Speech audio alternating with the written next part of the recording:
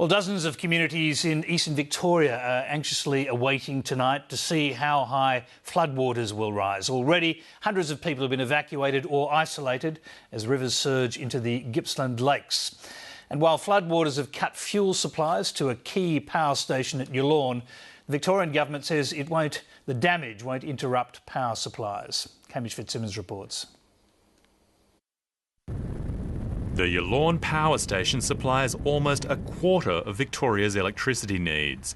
But floodwaters have collapsed a tunnel that carries coal from the mine adjacent to the station, its only fuel source. The issue we're facing now is how do we actually transport the coal from the mine face, and we're still able to operate the mine face, but how do we get that coal now across to the power station?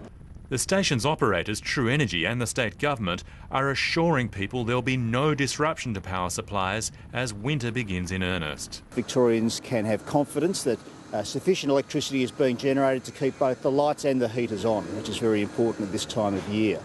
In the state's east, townships on the Gippsland lakes are preparing for the worst as water rushes into the system from 7 major rivers in full flood. It seemed to be really slow actually getting here, but when it got here, it was quite quick once it got here. Hundreds have been evacuated or cut off, but some are making the most of the situation. We stayed here all night. Had a few customers, they camped here overnight and had the jukebox going, a few beers flowing, and it's been good. But there are privations yet to be endured. I'm out of beer.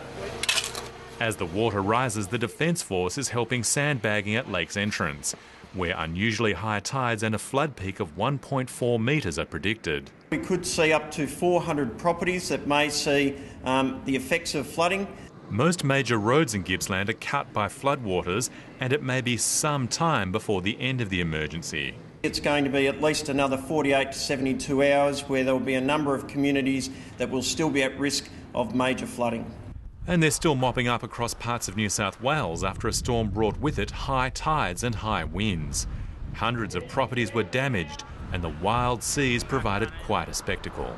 Oh, I think it's amazing. I've only just come to Australia about a month ago and never seen anything like it in my life. This is amazing. Weather conditions are predicted to ease across the east of Australia, but Gippslanders are watching and waiting. Hamish Fitzsimmons, Lateline.